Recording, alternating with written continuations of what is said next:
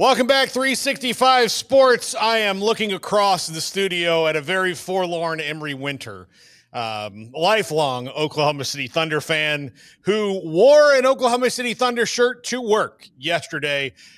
Maybe only the second or third time. Oh, yeah, there we go. I've seen him do that. Usually he doesn't lean one way or the other. He doesn't want to let people know. But last night was it was not only a kind of crazy effort, Kevin Hall, by the way, All in Indiana Sports, with this a crazy effort to remain in the series after really in Game 5, with Tyrese Halliburton getting hurt and the way he played before he was even hurt and all that kind of looked like maybe the Pacers just hit the wall. That was not the case. They just needed a little injection of home court into their veins. Kevin, how do you think this has changed what a potential Game 7 would be, given that they won so emphatically last night?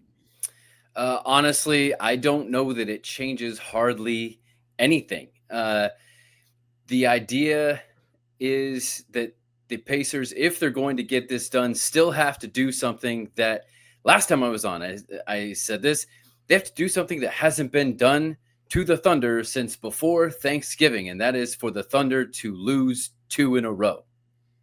Yeah, that is very tough. What do you make of Tyrese Halliburton last night? Look, the calf injury is not gone. Like, those things just don't go away, but it maybe wasn't as bad, luckily, as it could have been. And he didn't have his best game last night. I mean, it was a much more like the collective around him, but he had a way better game than he did in Game 5. Yeah, obviously you heard it. And then you're kind of out of sorts. He missed several early threes in Game 6 and seemed like, I'm not sure if he's really going to get back to where he needs to be.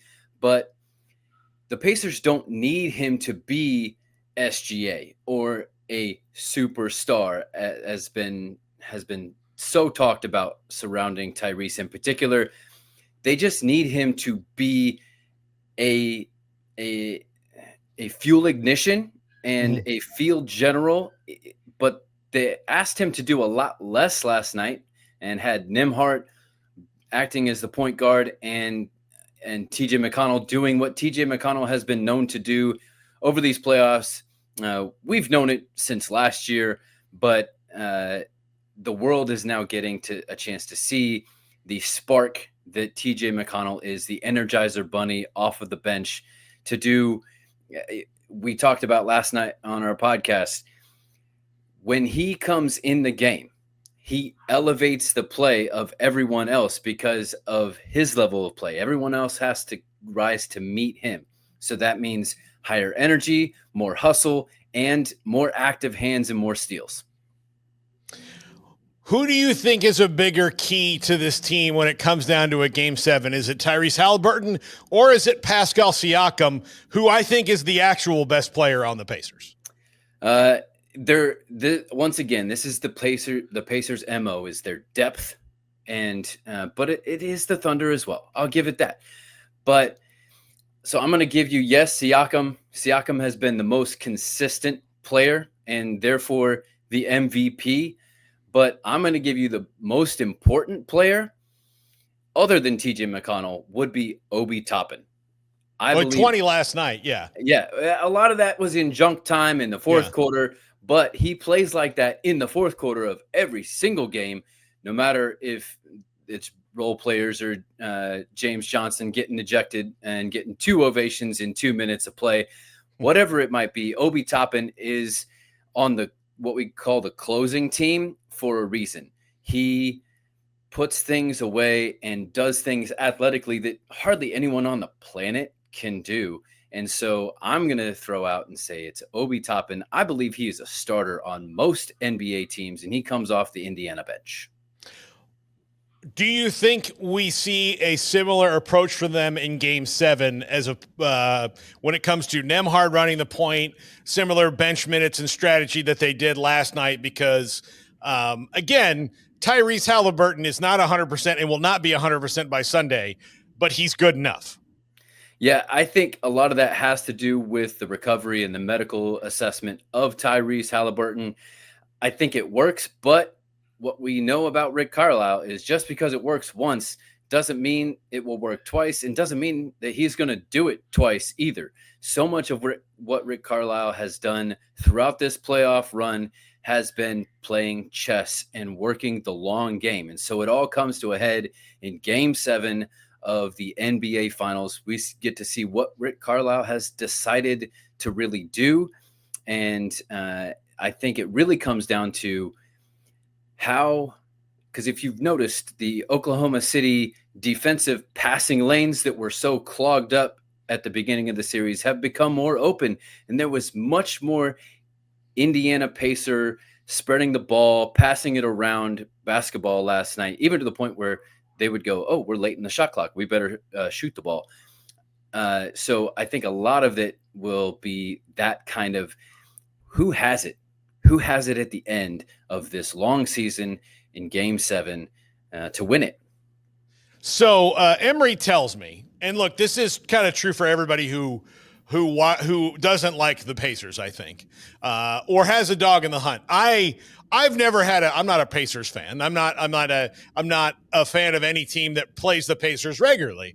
So I enjoy Tyrese Halliburton, and I don't pay any attention to his father. But if you are, but Tyrese Halliburton, highly dislikable by a lot of NBA fans, I guess. So there's that. Yep. Emery tells me, though, that now TJ McConnell has become the least likable player on the Pacers for opposing fans because he's 5'10". He's not really all that fast. I mean, so he's not like, you watch him. I mean, he's not like a bad athlete, but there's no reason to say he's 5'10". He's probably more than that. But like he's 6'1". That might be generous. Yeah. 6. Yeah. Emery's like, no, like, yeah. But he's not particularly like overly athletic. He just has this motor. And so is he now, and I know that Pacers fans will wear this as a badge of honor, to have the two of the more hated guys in the league, because if you go back to the glory days of the Pacers, nobody liked Reggie Miller and Mark Jackson either. Nobody liked them. I mean, they like them way more now in their broadcast and their post careers than, because I was growing up then, no one liked them. No one liked Reggie Miller. No one liked Mark Jackson. Nobody liked Rick Smits. Like, nobody liked him. But that's kind of what made the Pacers good, is that they weren't trying to be likable. That is Indiana basketball. Mm-hmm. You don't have to be liked. You just have to beat the other team any way possible. And Reggie did it as much with his mouth as he did with his shot. And TJ McConnell is doing it with pure hustle. But also, can we consider the fact that he is a very, very intelligent player? Yeah. And a tough guy from Pittsburgh, not known for its basketball, but played for his dad as his coach, but then also went to Duquesne and stayed in town to go to Duquesne before and no thoughts of the NBA. He took everything in stride, but the fearlessness that it takes to go into the paint like he does, keep his dribble alive, and then see what happens, whether he's going to dribble it back out, kick it out, or dribble around and say, I can take on Hartenstein. And then the mathematical on the spot it takes to get the shot up over Hartenstein and then to drop in the bucket is just, I mean, it's wizardry. Yeah. I have a feeling that like 15 years from now, Emery is going to come visit me wherever I am. I'll be 60 years old, and he'll take me to a place like that 60-year-olds don't get to go. And we'll turn on the TV and TJ McConnell will be a coach and everyone will hate him because he's probably a really good, like Greg Popovich, Steve Kerr, Phil Jackson kind of coach. You love to have him, but if you don't have him, you must hate him. That's how it works. He's like a catcher in baseball. Like if you have that catcher, that Mike Napoli, AJ Pierzynski, like guy who just like gets in your dome and then like you hate him and then all of a sudden they're on your team. You're like, oh no, glad to have him. Welcome aboard. Thank you so much. But yeah, TJ McConnell is that. Now on the other end of this, from the perspective, SGA is probably not going to have a game like that again. Like, that's like the most turnovers he's had in his career, like all these things. That's likely statistically not going to happen. So how do you think that Rick Carlisle adjusts to the fact that he knows that he can't bank on a statistical anomaly from this year's best player in the league? All right. I'm going to take you a step back and challenge you to go look at the statistical arc that he has been on during this series. And it has been not totally a decline, but kind of a wearing down, which is exactly what the Pacers do. Now, I will refer to and give my son absolute credit for this. He said it from before this series started.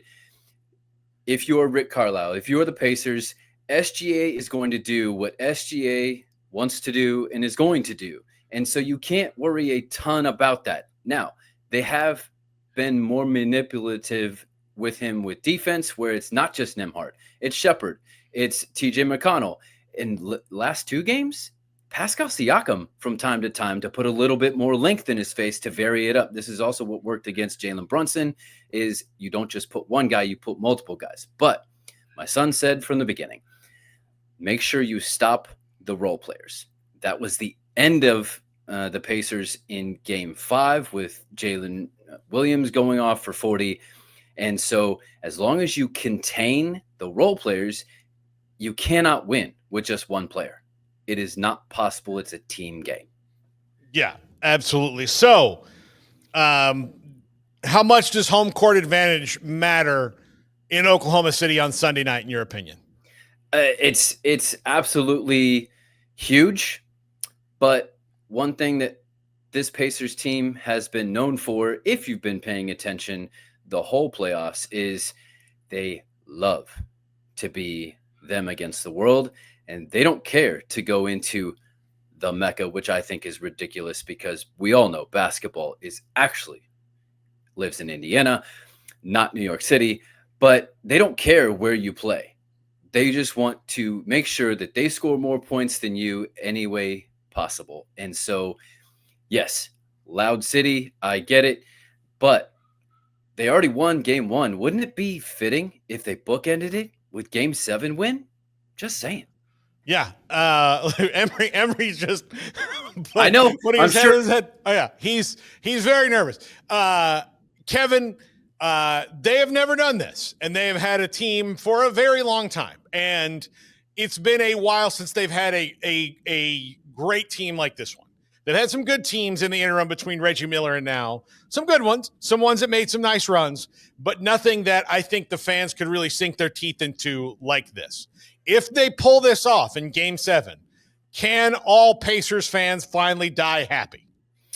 Absolutely. I would say even that more than that if they can pull off Game 7 and they can win this, that it may be the most underdog Cinderella NBA playoff run of all time. I know that's saying a lot, especially with Mavericks in 2011 being the other Rick Carlisle magic maker. But I'm going to say that it's right in that neighborhood. Not only that, but Rick Carlisle should automatically be a top 3, top 5 coach all time in the NBA. Well, I mean, he'll have locked up a Hall of Fame spot no matter what if he hasn't already. If that does come to pass. Kevin Hall, All in Indiana Sports. Kevin, thank you so much. We'll talk to you again soon. Good luck. I will say good luck. Emery's right here in the room with me. I don't want him to hit me with something heavy. So the only thing that I will say is that I said from the beginning, this series is great for basketball. And if you love basketball, this is when basketball can return to the NBA. The only thing that I will say, and Emery probably hate this, is in Game 7, we can all love basketball and we all can be happy, win or lose, if the officiating can stay out of it and the players can actually decide it on the floor, not SGA at the free throw line. There. I knew you had to get the dig in. The free throw merchant. Exactly. SGA. All right, Kevin, thank you so much. We'll talk to you again soon, buddy. All right. That is Kevin Hall, Game 7 on Sunday night. This is 365 Sports.